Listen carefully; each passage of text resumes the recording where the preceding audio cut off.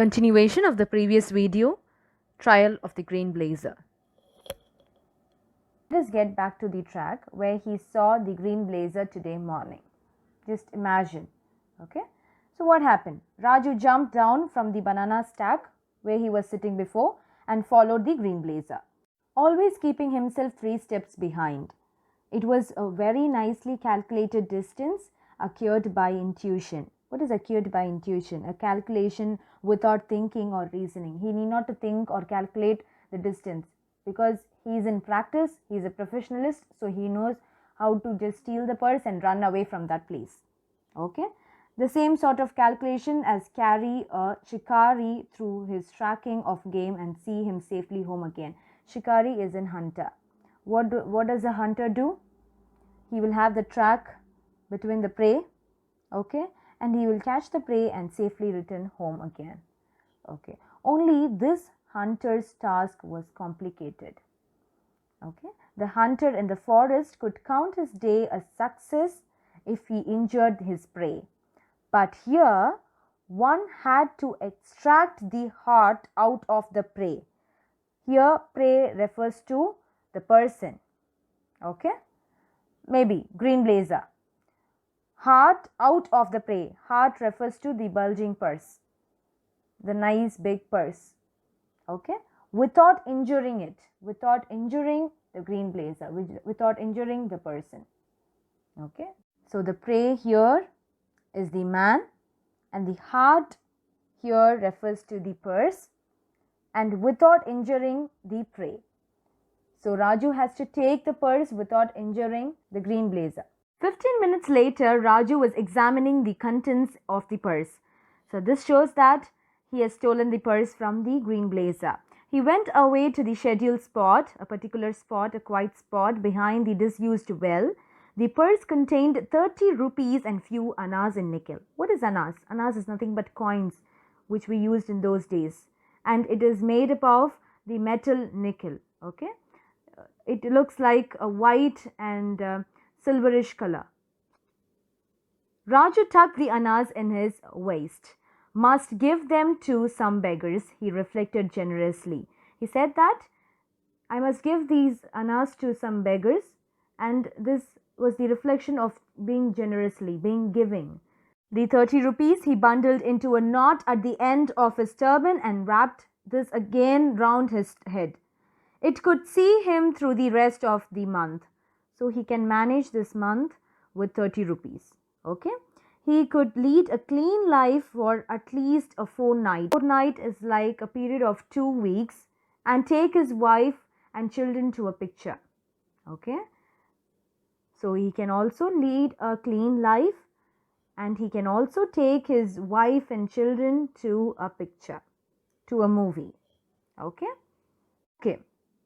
Now, it was only left for him to fling the purse into the well. Okay, as I said before, after getting all the things out of the purse, he will just throw the purse off. Okay, but he found a balloon folded and tucked away inside the purse. Oh, this he bought. He remembered the green blazer's talk about the motherless child.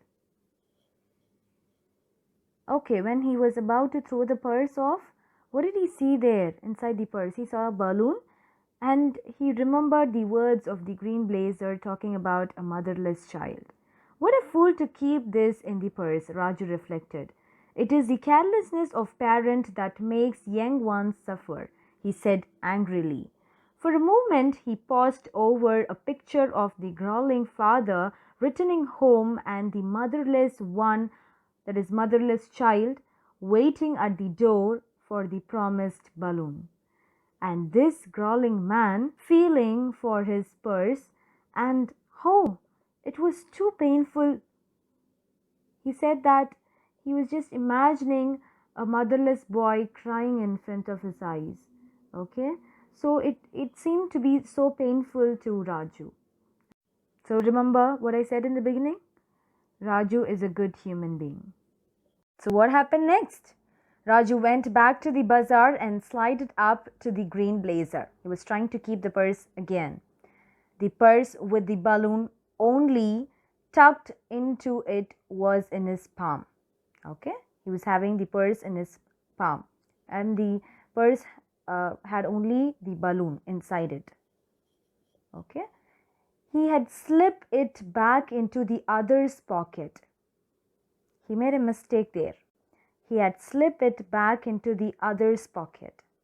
Now let's see what happens next. Okay, what happened next was horrible. Raju realized his mistake in a moment. The green blazer caught hold of his arm and cried, "Pickpocket!" The crowd turned to look at Raju. Raju cried, "Let me go!" The green blazer shot out his arm and hit him on the cheek. He gave a nice punch to Raju on his cheek. It almost blinded him. He couldn't see anything. For a fraction of a second, Raju lost his awareness of where and even who he was. Okay, now let's see what happened next. Okay, what happened next? We saw that for a fraction of a second, Raju lost his awareness of where and even who he was. Okay, when the dark mist lifted and he was able to regain his vision, the first figure he noticed in the foreground was of the green blazer. Foreground means in front. Okay, front was of the green blazer. Raju cowered at the sight. He said, "I was trying to put back your purse." The crowd roared with laughter. Raju was extensively afraid in that moment, okay? And he said that, "I was actually trying to put back your purse." So what did the crowd react to it? The crowd roared with laughter.